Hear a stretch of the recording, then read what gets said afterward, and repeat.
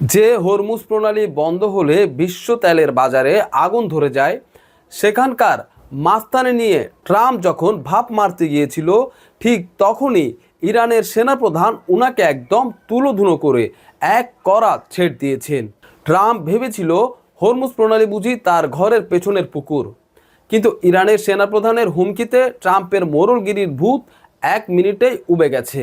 পশ্চিমা মিডিয়াগুলো যতবারই চাপার চেষ্টা করুক, ইরানের IRIB আর আল জাজিরার কিন্তু খবরটার ওপর থেকে পর্দা সরিয়ে সত্যটা একদম সামনে এনে ফেলেছে। সেনাপ্রধান আমির হাতামি স্পষ্ট ভাষায় জানিয়ে দিয়েছেন, এই অঞ্চল রক্ষায় নিয়োজিত ইরানি বাহিনী প্রয়োজনে ট্রাম্পের পা ভেঙে দেবে। জেনারেল আমির হাতামি দাবি করেছেন, মার্কিন বাহিনীকে এই অঞ্চল থেকে ইতিমধ্যেই 3টি সাগর থেকে বিতাড়িত করা হয়েছে: 1 পারস্য উপসাগর, 2 ওমান সাগর ও 3 হরমুজ প্রণালী। ইরানের সেনাপ্রধান সাফ জানিয়ে দিয়েছেন, Trump threatened last Friday to make the state of Hormuz US territory. Amir Hatami called Trump's comment a dangerous joke.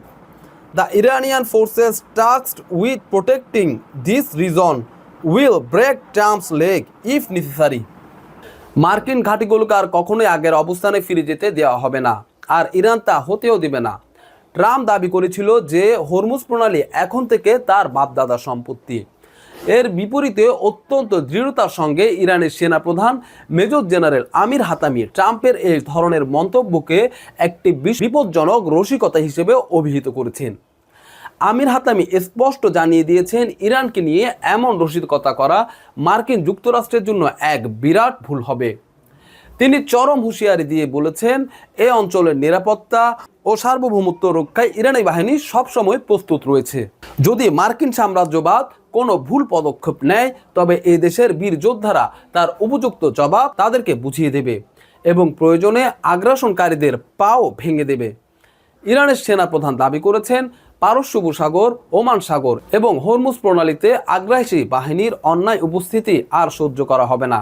একদিকে যখন ইসরায়েলের ভিতরে ঢোকে F-15 বিমানের গোমর ফাঁস করে দিচ্ছে তেহরানের গোয়েন্দারা, ঠিক তখনই অন্যদিকে প্রকাশ্যে আমেরিকান প্রেসিডেন্ট ডোনাল্ড ট্রাম্প আর পেন্টাগনের মুখোমুখি দাঁড়িয়ে চরম হুঙ্কার ছেড়েছেন ইরানের সেনাপ্রধান।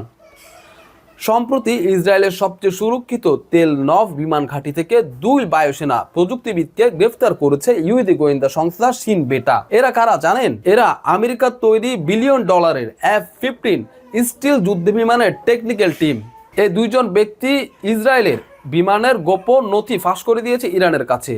Israeli media the Times of Israel স্বীকার করতে বাধ্য হয়েছে, এই 2 প্রযুক্তিবিদ নাকি ইসরায়েলের অত্যন্ত সংবেদনশীল বিমান ঘাঁটি ও আমেরিকার F-15 বিমানের কৌশলগত ছবি সোজা তেহরানের গোয়েন্দাদের হাতে তুলে দিয়েছে।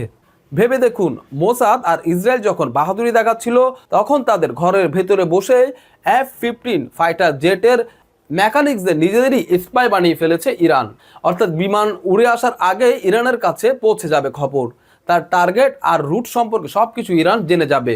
শুধু এই বিমানের ছবি তুলে তারা ক্ষান্ত হয়নি, গুঞ্জন উঠেছে এই 2 মেকানিকের হাত ধরে নাকি ইসরায়েলের গর্ব আয়রন ডোম আর যুদ্ধ বিমানের রাডার ফ্রিকোয়েন্সির গোপন কোডও লিক হয়ে গেছে। ভেবে দেখুন, যে আয়রন ডোম নিয়ে এত বাহাদুরি, তার দুর্বল পয়েন্ট যদি আগে তেহরানের মিসাইল টিমের কাছে চলে যায়, তবে আকাশে ওরা আগেই তো ওগুলোর দাফন সম্পন্ন হয়ে গেছে। ইসরায়েলিদের ঘরের ভেতরের এজেন্সি শিন বেট এখন নিজেদের চুল টেনে ছিঁড়ছে। কেন জানেন? কারণ যাদের উপর কোটি $বিলিয়ন F-15 বিমানের দেখভালের দায়িত্ব ছিল, তারাই নাকি টাকার বিনিময়ে বা আদর্শিক কারণে ইরানের গোয়েন্দা সংস্থা ভেলভাগ বা IRGCর হয়ে কাজ করছিল। ইসরায়েলের মিডিয়াগুলোতে এখন একটাই আতঙ্ক, তাদের মিলিটারির ভেতরে আরও কতজন এমন গোপন ইরানি এজেন্ট বসে আছে তার কোনো ইয়ত্তা নেই। শিন বেটার কাছে এ ধরনের কোনো তথ্যই আগে থেকে ছিল না। ইরান কিন্তু এখন আসল ট্রেজার্স হর্স গেম খেলছে। মোসাদ যখন ভেবেছিল তারা তেহরানের বুড়ো আঙ্গুল কেটে দিবে, তেহরান তখন ইসরায়েলের বিমান ঘাঁটির ভেতরে নিজেদের ডিজিটাল ও হিউম্যান নেটওয়ার্ক বানিয়ে ফেলেছে। ফলে এখন ইসরায়েল যেটা প্ল্যান করুক না কেন, তেল আবিবে অর্ডার পাস হওয়ার আগেই সে মেসেজ কিন্তু তেহরানের কমান্ড সেন্টারের স্ক্রিনে ভেসে উঠছে।